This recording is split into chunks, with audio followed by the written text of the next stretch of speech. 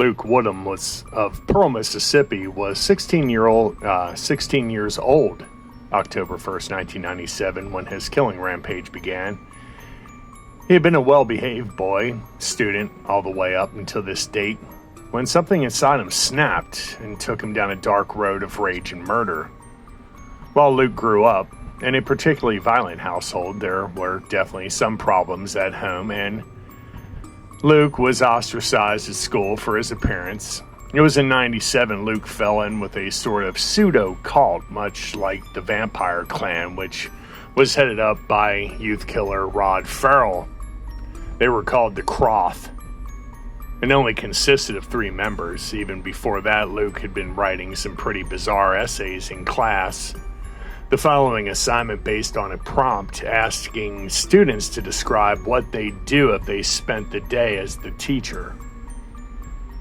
And it read, from Luke, his words, "If I could spend a day as Mrs. Neal, I would be very, very nice to Luke Woodham and pass him for the year. Then I would knock the crud out of the omniscient dork for putting junk on my computer. Then I would go crazy and kill all the other teachers. Then I would slowly and very painfully torture all the principals to death. Then I would withdraw all of my money in the bank and give it to Luke Woodham. Then I would get all the other teachers' and principals' bank account numbers, withdraw all the money and give it to Luke Woodham. Then I would do acid.